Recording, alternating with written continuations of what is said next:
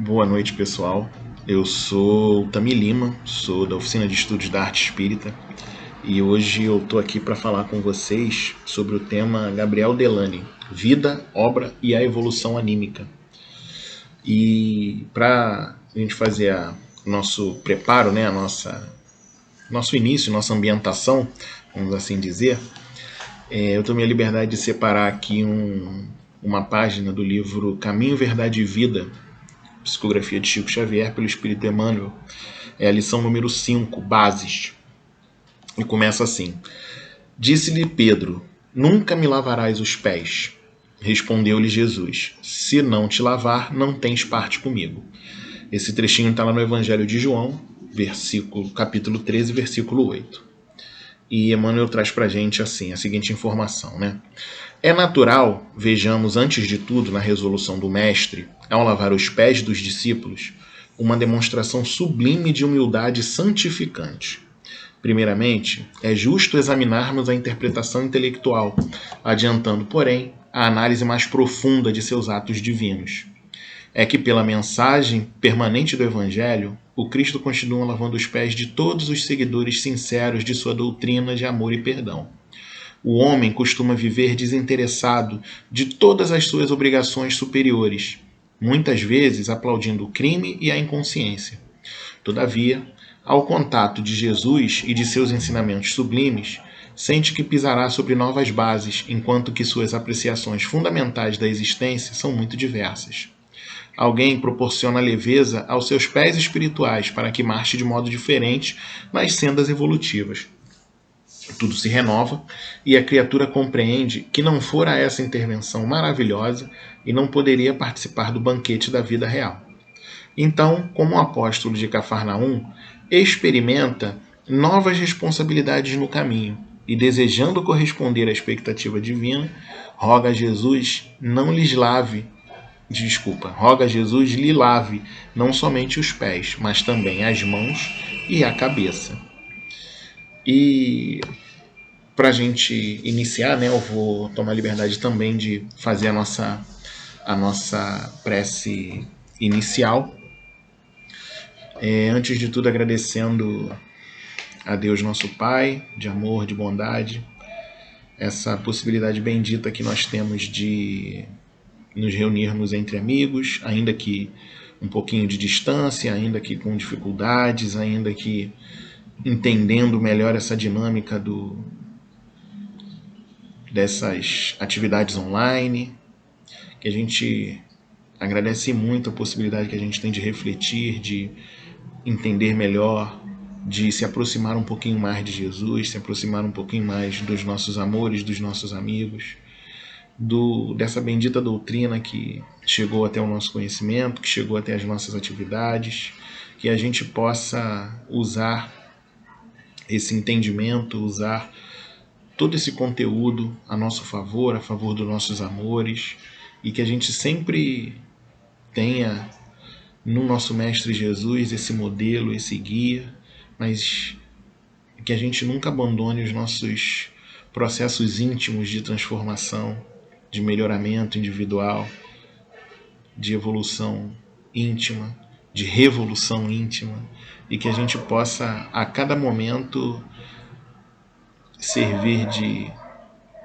combustível, de amparo, de anteparo aos nossos companheiros. Que a gente entenda o quão é importante esse trabalho, o quão é importante o desenvolvimento das nossas atividades, o quão é importante para nós o nosso vínculo, o nosso afeto com essa doutrina que a gente abraçou. Fiquem conosco no decorrer do nosso estudo de hoje e que a gente possa ter momentos de paz no nosso estudo. Fiquem conosco, com a graça de Deus. Que assim seja.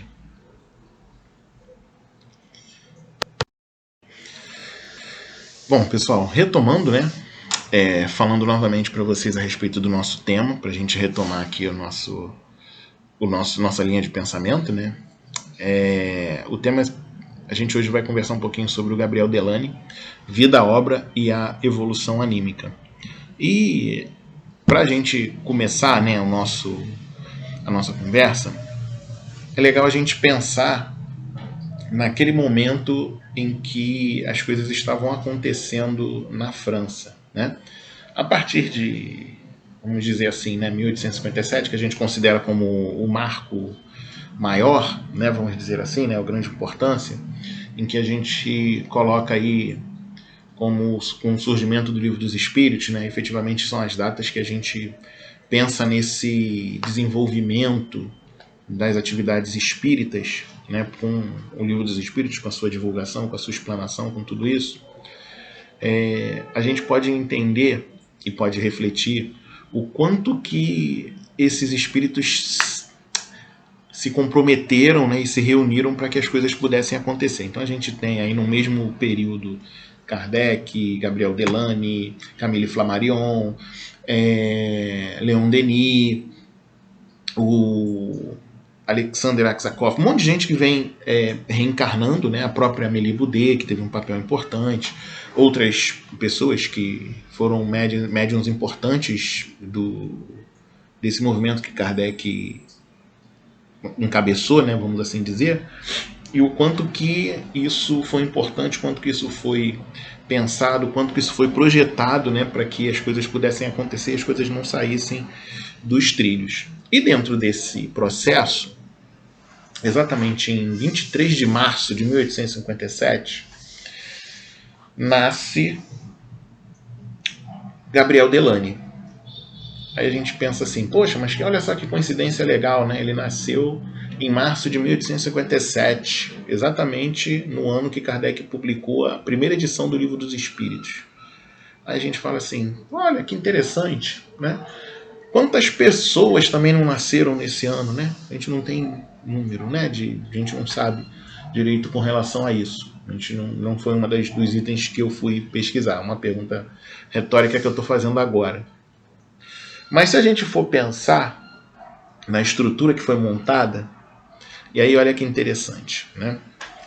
Ele nasce em março de 1857.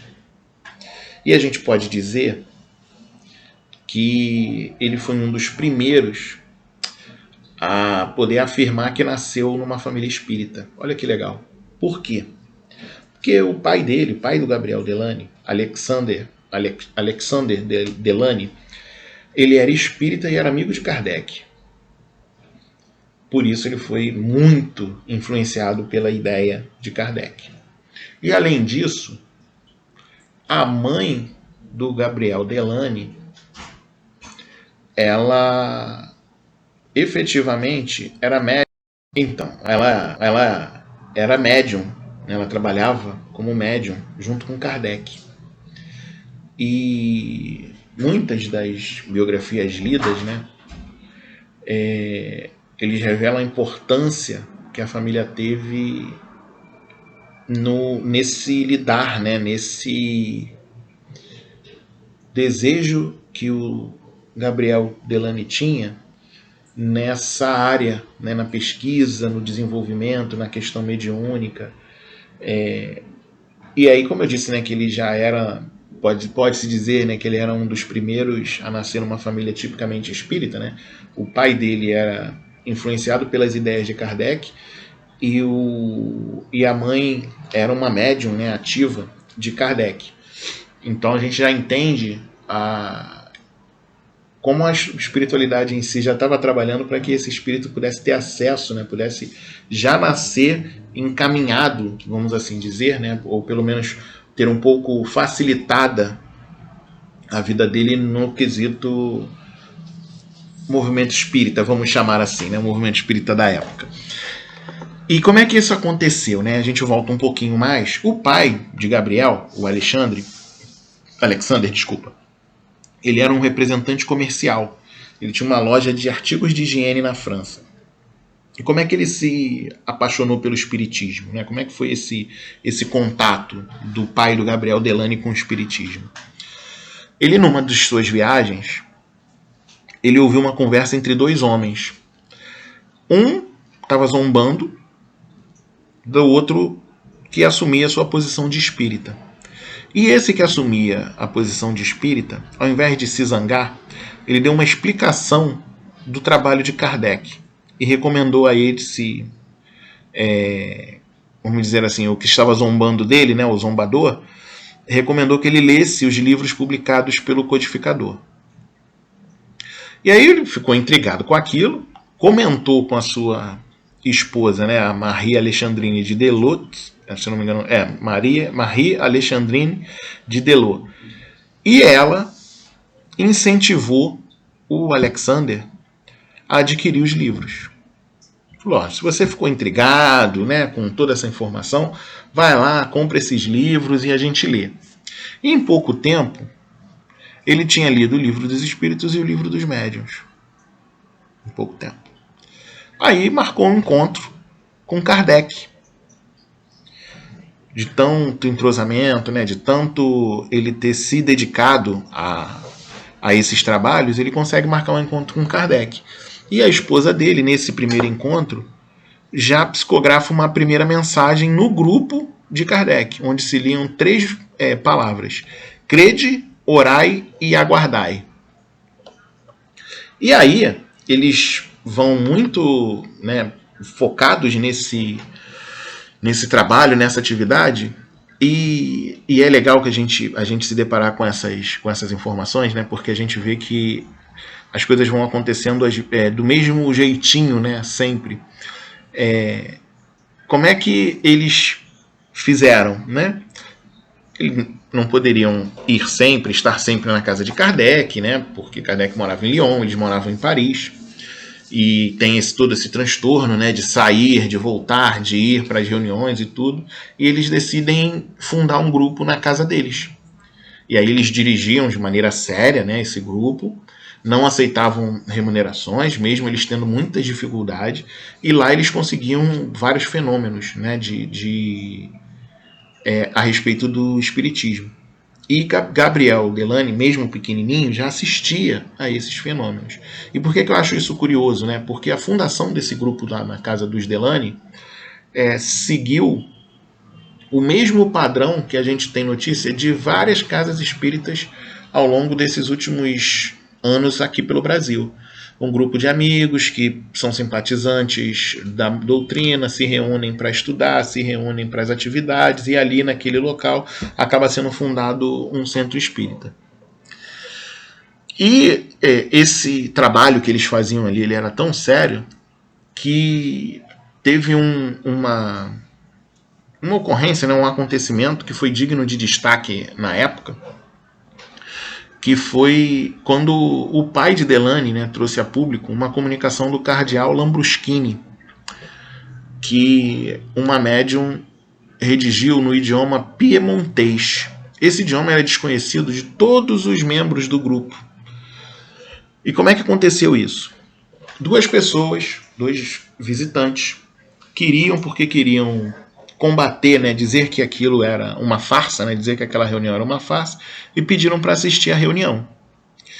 E eles sugeriram assim, ó: eu vou à reunião, vou pensar algumas coisas e não vou dizer a ninguém o que eu estiver pensando.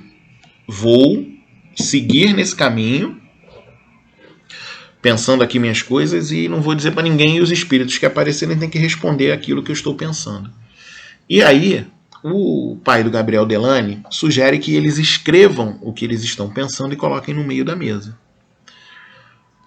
Quando isso acontece, a reunião começa, eles colocam o papel no meio da mesa e aparece essa comunicação redigida em piemontês, que só os 2 visitantes sabiam o idioma. Então, quando eles já fazem esse registro, né, eles não fazem o registro no idioma, então eles fazem o registro no idioma francês natural, normal. Quando o espírito responde, ele já responde em piemontês que só os 2 podiam entender. E além disso, ele respondeu, né, esse cardeal Lambruschini, ele respondeu todas as perguntas que o casal, os 2 visitantes, tinham colocado em cima da mesa, e todas respondidas no idioma piemontês, ou seja, eles ainda tiveram que fazer a tradução para as pessoas, né, da resposta que estava sendo passada. E com essa seriedade, assim, com esse trabalho, é que o Gabriel Delany ele cresceu. Ele conviveu intimamente com essas faculdades mediúnicas da mãe e dos outros médios que frequentavam sua casa, dentro, né, do seu dia a dia, assim, dentro da sua própria casa. E isso mostra que a ligação dele com o espiritismo era muito alta, muito forte, porque ele vivenciava isso desde pequeno, desde a infância. Tem uma história que a gente não sabe dizer se é verdade ou se não é, né? Mas dizem que ele, inclusive, com 8 anos, uma vez que o pai dele não pôde presidir a reunião, ele mesmo passou a presidir a reunião para que a reunião pudesse acontecer. Além disso, ele trazia, né, dentro do seu de dentro do seu ser, né, uma predisposição a essa pesquisa, uma predisposição a esse entendimento, né, do mundo espiritual, desse intercâmbio mediúnico, de tudo isso. E além do pai dele ser amigo de Kardec, ele também se torna muito íntimo de Kardec, a ponto de, em determinado momento, em algumas obras a respeito da biografia dele, ele se referir, né, que Kardec dispensava a ele o tratamento de um neto, então, assim, de tão íntimo que ele era, né? E quando ele escreve lá o livro Fenômeno Espírita, ele dedica a Kardec o livro com as seguintes palavras, né? A alma imortal de meu venerando mestre Allan Kardec eu dedico este livro, obra de um de seus mais obscuros, mas de seus mais sinceros admiradores. Ele sempre afirmou que a sua crença inabalável era espírita, e desde cedo ele se dedicou a essa pesquisa experimental de tudo que ele presenciou dentro da própria casa. E aí ele recebe, né, uma comunicação que ajudaria ele a se tornar mais dedicado e mais disciplinado do que ele já era, né? E a mensagem dizia assim: nada temas, tem confiança, jamais serás rico do ponto de vista material, coisa alguma, porém, vai te faltar na vida. Ele não se casou, ele tinha os laços com a sua família bem fortes e ainda adotou uma menina que o acompanhou até os seus últimos dias. Passado um pouquinho essa introdução sobre a infância, né, e a adolescência dele, aí a gente agora vai falar um pouquinho sobre a história profissional. O que ele fazia, né? Ele iniciou os estudos por volta aí de 1800 e alguma coisinha, né? Mas em 1876, vamos assim dizer, ele foi para a Escola Central de Artes e Manufaturas. Então, assim, para a gente se situar, né? Ele nasceu em 1857. Em 1876, ele já estava indo para a Escola Central de Artes e Manufaturas. Naquela época a gente não tinha um estudo muito regular, a gente não tem tanta informação sobre isso. Mas a partir de 1876 ele já está ali chegando próximo da maioridade. Então ele já está indo para uma escolha de profissão, né, algumas coisas assim. Então ele foi para essa Escola Central de Artes e Manufaturas. Só que ele precisou abandonar essa escola. Segundo alguns historiadores, alguns biógrafos, né, isso aconteceu em razão da situação financeira da família dele. E aí, um pouquinho de tempo depois, ele foi admitido como engenheiro numa companhia de ar comprimido e eletricidade, que aí ele trabalhou lá até 1892. Possivelmente, né, é por isso que algumas pessoas se referem a ele como engenheiro, mas depois ele trabalhou como representante comercial, e aí depois disso ele se dedicou integralmente ao espiritismo. Delany tinha alguns problemas de saúde que foram se agravando com o tempo. Então, na infância, ele ficou cego de um olho por causa de um abscesso. Nos anos 90, né, a partir de 1890, ali, ele passou a sofrer de uma ataxia, que é a dificuldade ou incapacidade de manter a coordenação motora normalmente. E isso era notado na forma dele andar, né? E aí, com o agravamento da doença, né, com o tempo passando, a partir de 1906 ele passou a andar com duas moletas. Então, assim, ele durante um bom tempo se dedicou ao trabalho, junto com os seus estudos, né, doutrinários, seus estudos da doutrina espírita, e mesmo assim, após o trabalho, mesmo com todas as dificuldades, ele continuou se dedicando à doutrina espírita. Ele era tão dedicado, né, à doutrina espírita, ele fazia parte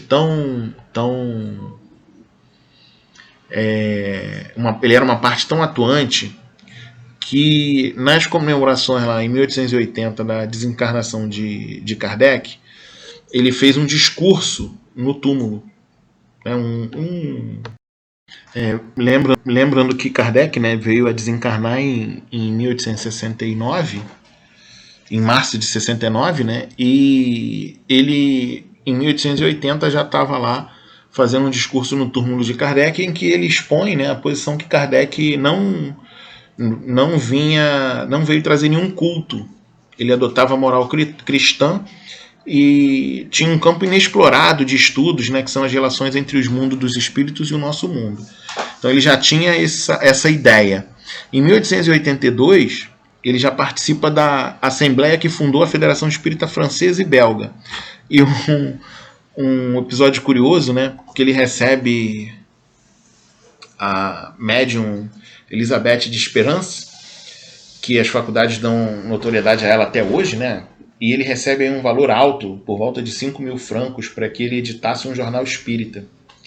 E aí surge um periódico que é o Espiritismo, né? O Le Spiritisme, onde Delany assume um papel de redator. E o primeiro volume foi publicado no mês de março.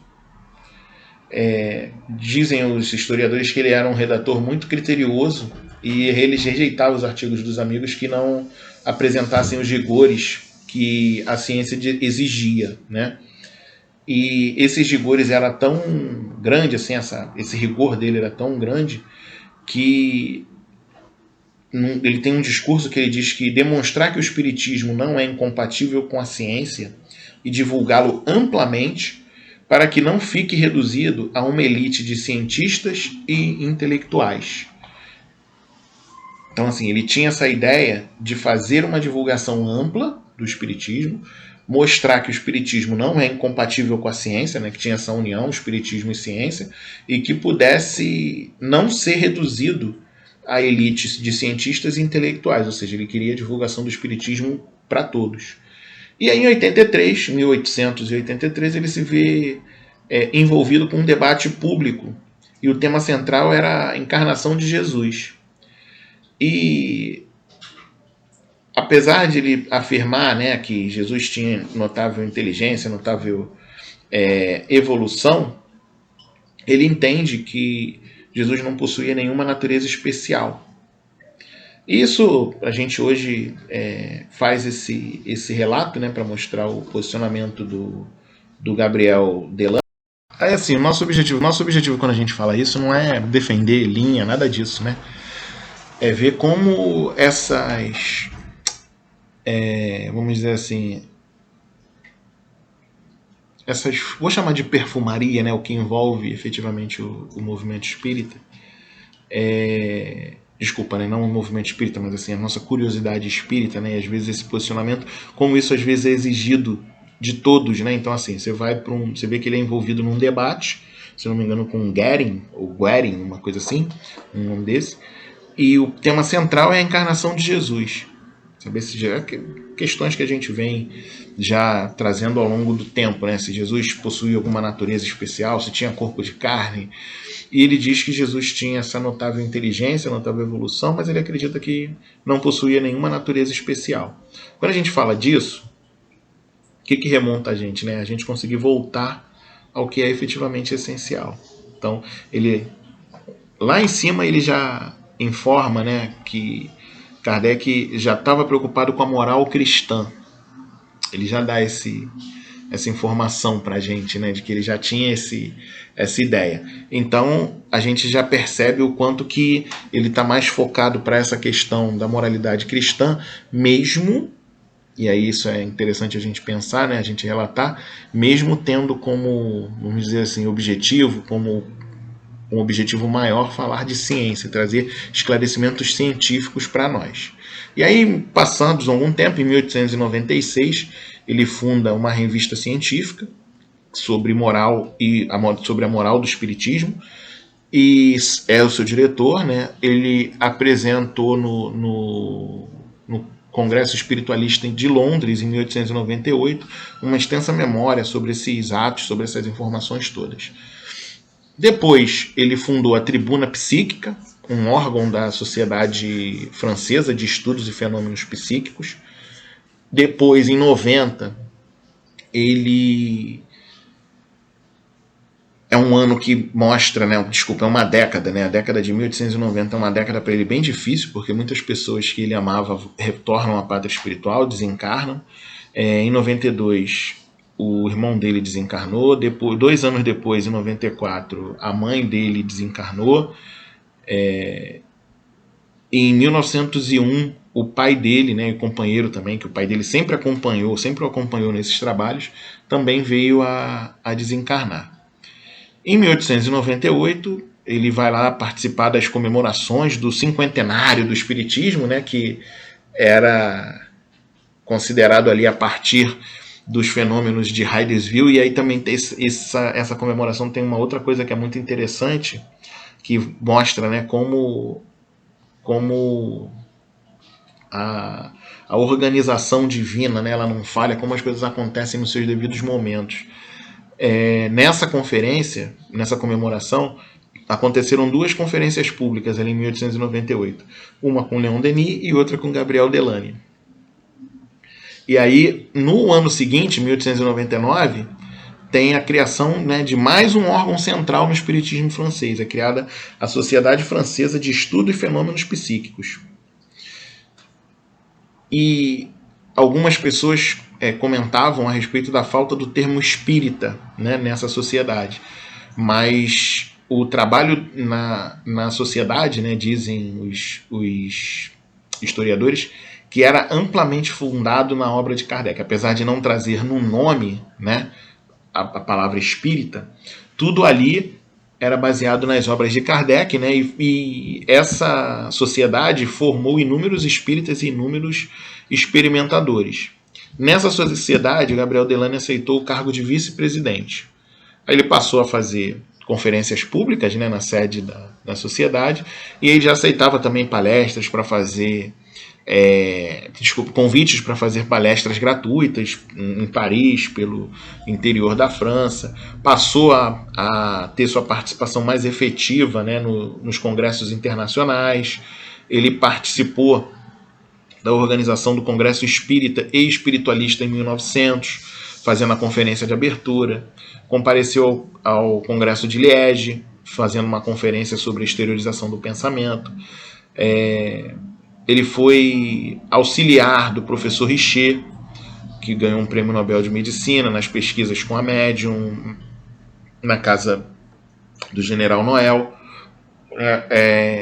É um episódio que passou a ter o nome de O Fantasma da Biengoa, e Richer testemunha vários fenômenos de materialização, né, de corpo inteiro.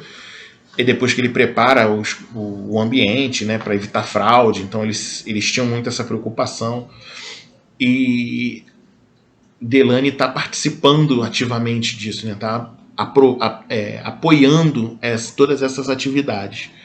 Ele participou de várias outras pesquisas com Miller, a partir de 1906.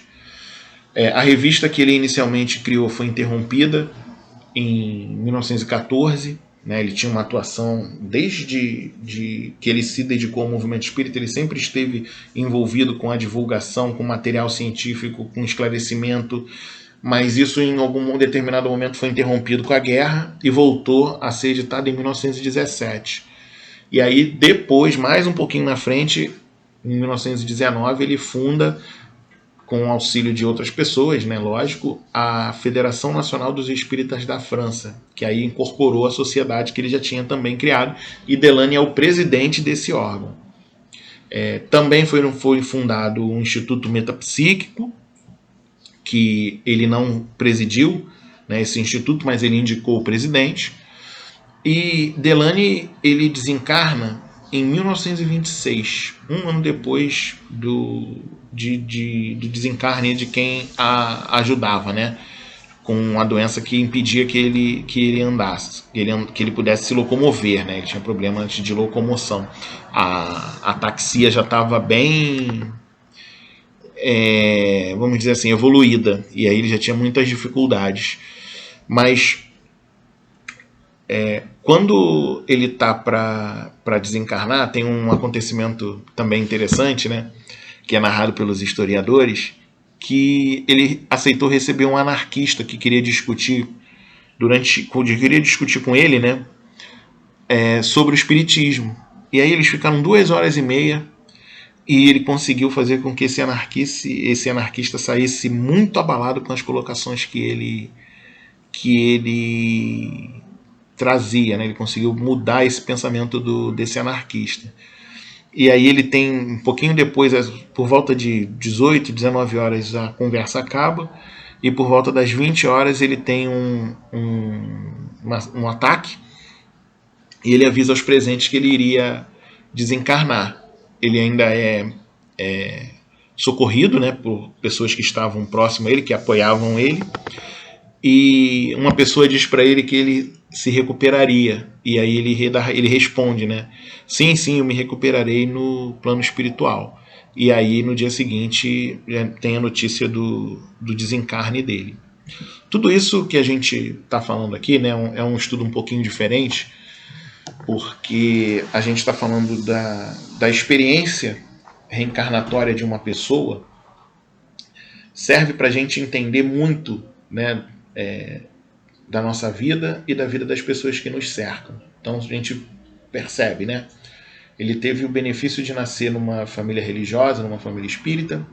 Ele teve o benefício de ser próximo de Kardec, de viver numa época com vários outros cientistas espíritas que ajudaram e muito, né, na divulgação, na manutenção da obra, nos esclarecimentos da obra.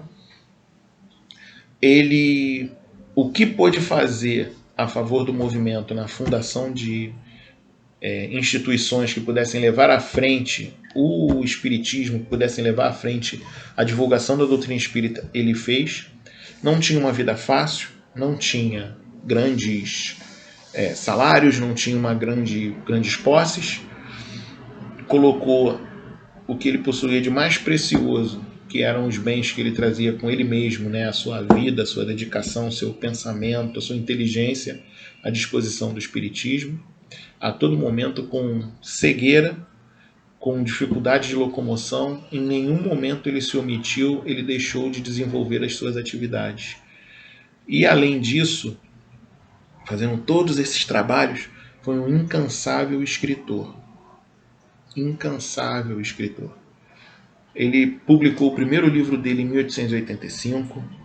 Depois ele vai passando nessa obra, né, ele que é intitulada O Espiritismo perante a Ciência. Ele trata, né, das diversas teorias que relacionam a existência da alma, história, teoria de magnetismo, hipnotismo, sonambulismo, experimentos que provam a imortalidade da alma, perispírito, várias pesquisas que ele realiza como cientista. Ele mostra o quanto de conhecimento ele tinha, ele mostra o quanto que ele se dedicou, né, ao espiritismo, ao estudo científico de todos esses eventos, mas principalmente ele serve de exemplo para nós que às vezes paramos numa dificuldadezinha ou em outra. E aí eu estou chamando de dificuldadezinha, não é para diminuir os nossos sofrimentos, é porque a gente precisa começar a aprender a se deparar com os planos maiores da vida, né? A gente precisa começar a entender isso. E a gente não tem esse entendimento de uma hora para outra. E às vezes alguém pode estar pensando assim, mas também em determinado momento os espíritos disseram para ele a missão dele, né? Também disseram para Kardec, também disseram para Leon Denis. E quem é que disse que não disseram para a gente? Será que a gente lembra de tudo que a gente se arranjou, de tudo que a gente se organizou? Será que a gente lembra às vezes como a gente conheceu a doutrina espírita por acaso? Como a gente entrou no trabalho por causa dos amigos, por causa de um convite despretensioso, por causa de tudo isso? O que a gente permite que dificulte a nossa dedicação ao trabalho espírita? O quanto que a gente permite que o nosso dia a dia, né, influencie o nosso desenrolar do trabalho espírita? E ele, em maneira nenhuma, em momento nenhum, permitiu que isso acontecesse. Então é para a gente ter isso como uma inspiração. Depois desse primeiro livro, ele em 1896 já lança o segundo livro. E vejam que não há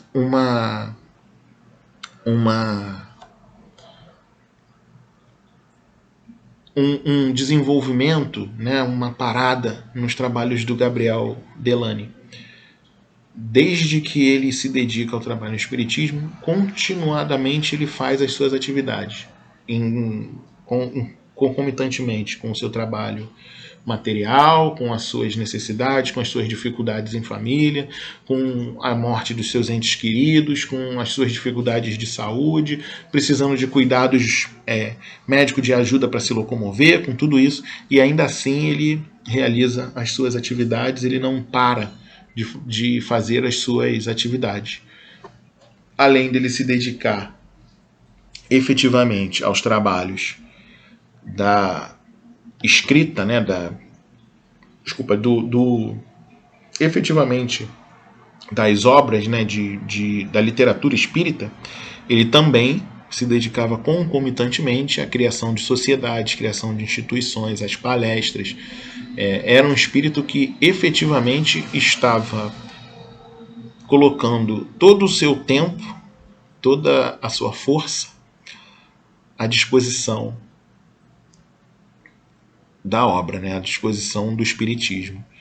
E aí a gente entende, né, quando em determinado momento Jesus fala, né, para nós do amar a Deus sobre todas as coisas, o próximo como a ti mesmo. Quando ele fala na parábola do bom samaritano, ele pergunta para o levita o que estava escrito na lei, né? E aí o levita fala para ele que amarás a teu Deus de todo o teu coração, de toda a tua força, com toda a tua alma, ou com todo o teu pensamento. E aí o que isso representa, né, para aquele povo, né? Com toda a tua força é a gente colocar tudo que a gente tem à disposição de Deus. Com todo o teu entendimento, eles entendiam que a sede da inteligência e do amor era no coração.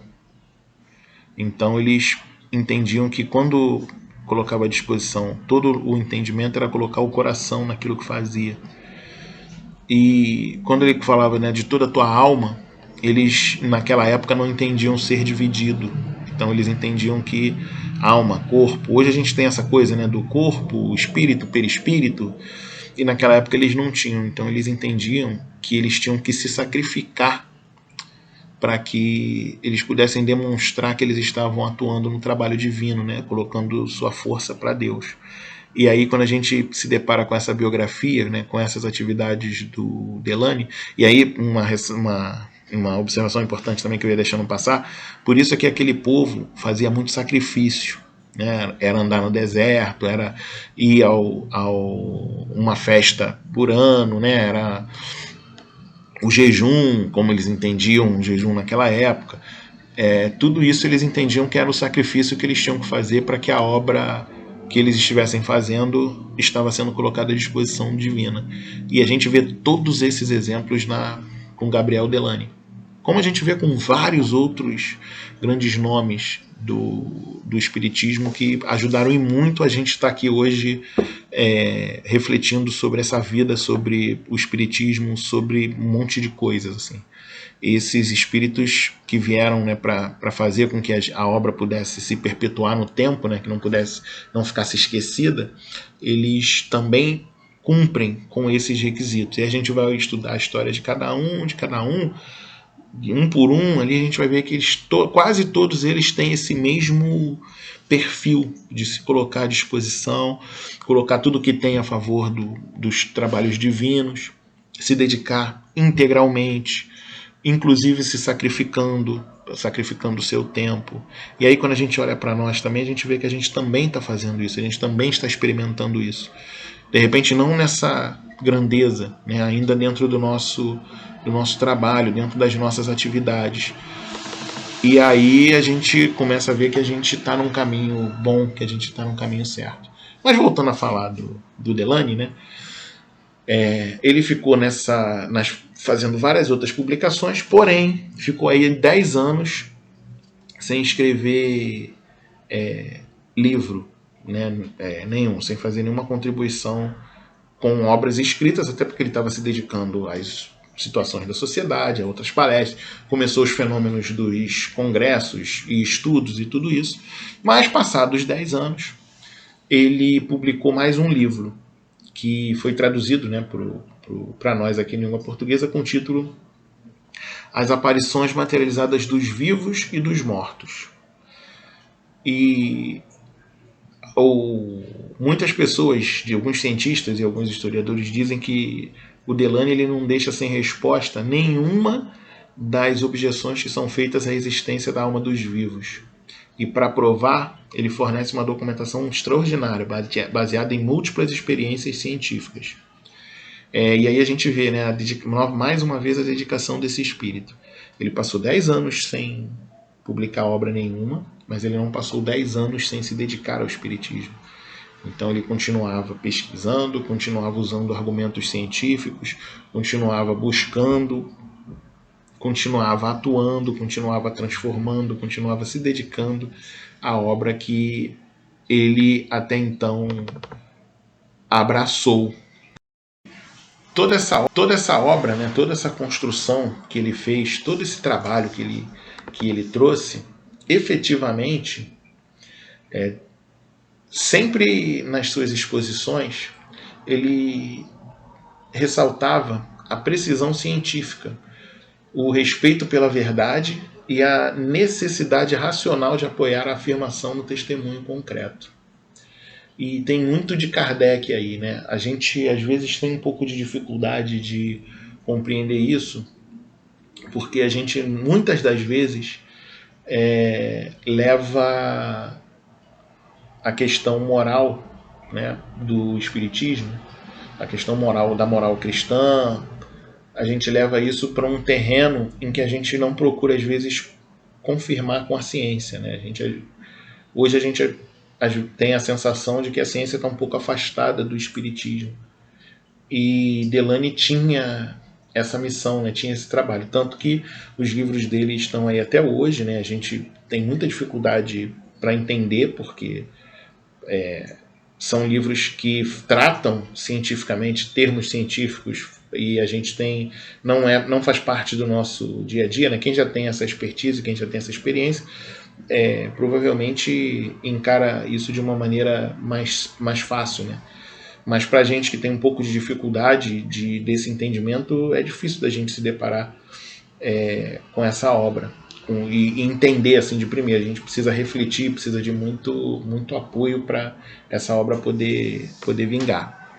E é interessante a gente pensar um pouco, né, em como isso contribui para o movimento, como que essas obras ajudaram, né? Normalmente, quando perguntam por que a gente se tornou espírita, por que a gente acredita no espiritismo, por que a gente acredita na obra, né, no movimento espírita, na religião, no que seja, a gente pode normalmente lembrar de algum livro, algum romance espírita maravilhoso, alguma informação, algum livro do Chico, algum livro do Divaldo, algumas histórias que tocam mais, tocam menos. Outras pessoas vão lembrar de alguns adeptos, né, que alguma experiência, alguma experiência com algum contato com algum fenômeno, alguma coisa assim que fez com que evidenciasse, né, uma vida além da matéria. Outros vão falar de um expositor que de repente, olha, esse expositor transformou, né, me transformou, me cativou e fez com que eu tivesse interesse. Acontece muito isso.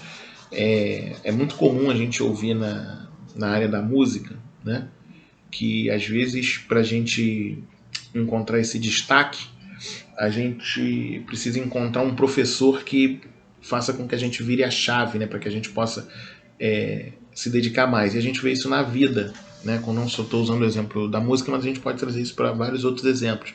Então, às vezes, a gente consegue se tornar um bom profissional porque a gente encontra uma pessoa que tem uma paciência, que faz com que a gente mude o nosso pensamento, que a gente consiga se manter focado, que a gente tenha várias experiências boas, né, a respeito disso.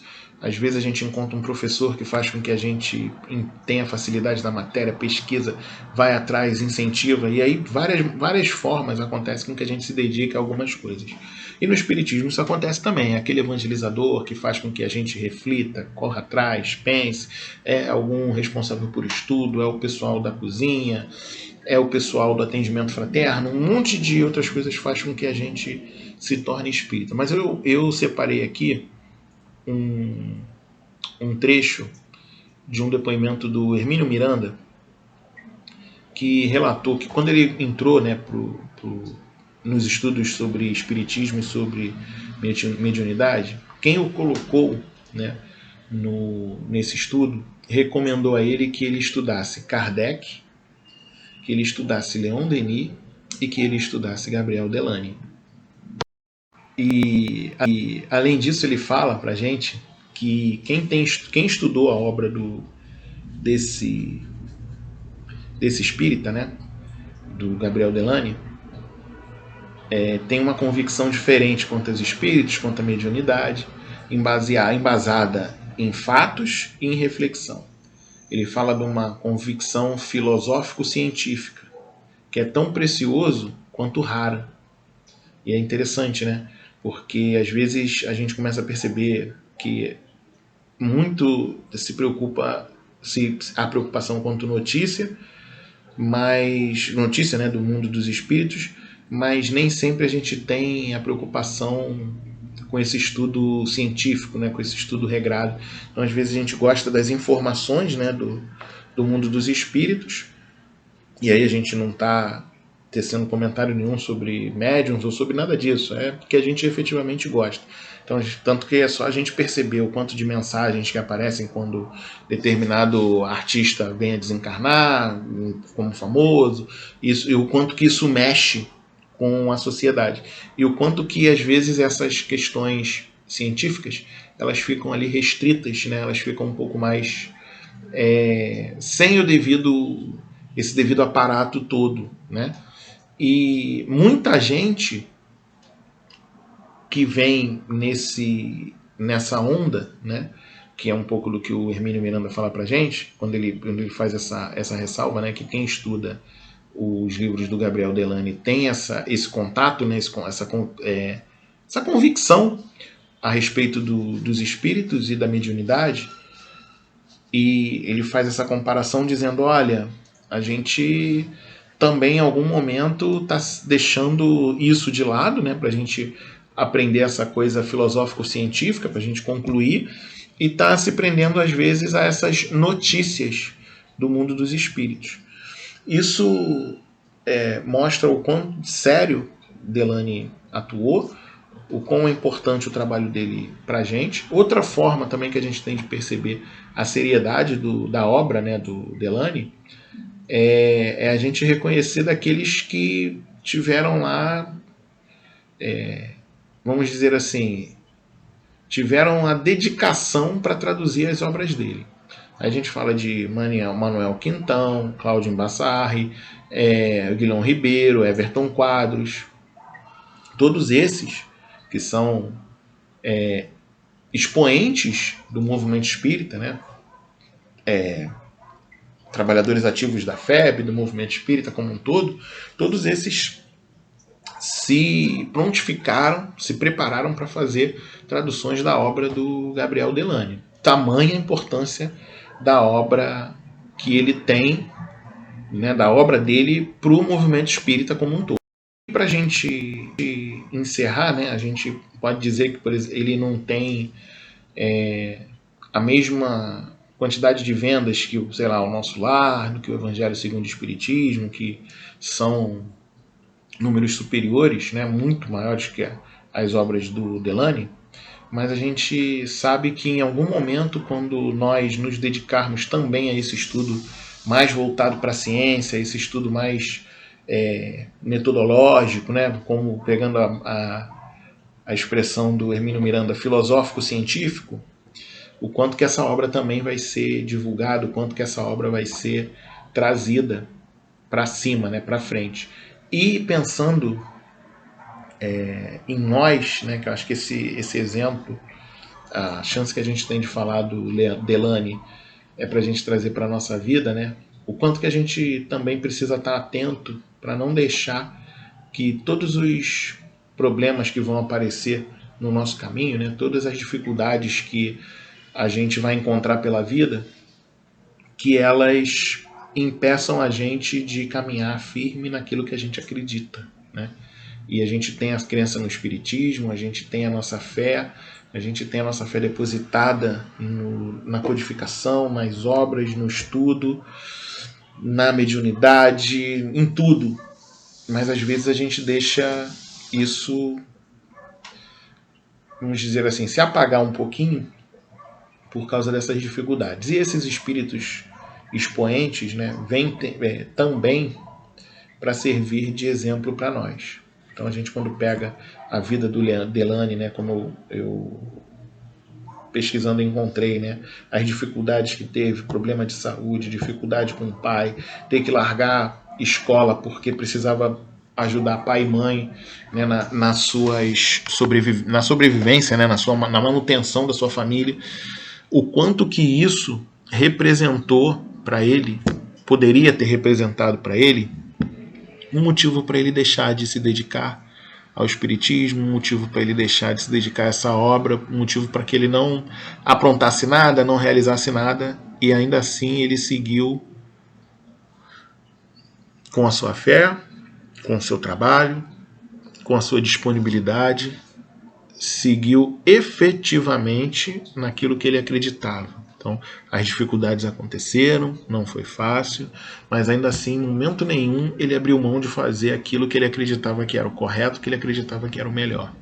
Então, se a gente tem uma lição que a gente pode tirar com o Delany, é que essa força de vontade e essa boa vontade, né, para com as obras, para com o trabalho, ela possa estar sempre permeando a nossa vida. Não vai ser fácil, a gente não vai ter essa grandeza, né, essa disponibilidade enorme e esse trabalho também maior ainda, mas a gente tem o nosso compromisso, a gente tem a nossa meta, a gente tem o nosso trabalho e a gente precisa dar conta dele. E a gente precisa, como diz pra gente o Livro dos Espíritos, né, cumprir a nossa parte na obra do Criador. Quando Kardec pergunta qual que é o objetivo da reencarnação, né, da encarnação, os Espíritos respondem pra gente que é a gente conseguir evoluir, mas também que é para a gente conseguir cumprir a nossa parte na obra do Criador. E para a gente cumprir a nossa parte, a gente precisa ter essa força de vontade, essa boa vontade para fazer com que a coisa funcione. Tá bom? E para a gente encerrar, né, o nosso trabalho, essa conversa que a gente teve aqui, eu vou pedir licença para fazer a nossa prece de encerramento. pedindo que a gente possa entender melhor a nossa existência, as nossas atividades, as nossas dificuldades, que a gente possa cada vez mais entender a respeito do amor, a respeito do carinho, a respeito do amor ao próximo, que a gente possa ter sempre no nosso querido Mestre Jesus esse modelo, esse guia, de forma que a gente entenda a melhor forma de agir, a melhor forma de amar, a melhor forma de entender o outro, que a gente possa aprender a ouvir, aprender a falar, aprender a ver, que a gente possa aprender principalmente a fazer com que os outros se sintam acolhidos, se sintam relevantes, se sintam importantes nessa vida que Deus preparou para nós com tanto carinho.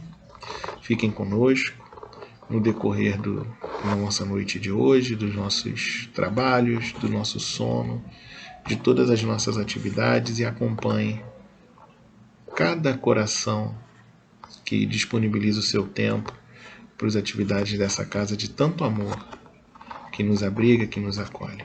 Que assim seja, graças a Deus. E aproveitando, né, pra gente, que já que a gente está encerrando, eu queria muito agradecer à Associação Beneficente Espírita Bezerra de Menezes, né, a ABEBM, do carinho, do respeito no convite, na confiança, e que a gente em algum momento possa retornar, né, às atividades presenciais, para que a gente possa estar aí no calor do nosso dia a dia, das nossas atividades. Tá bom?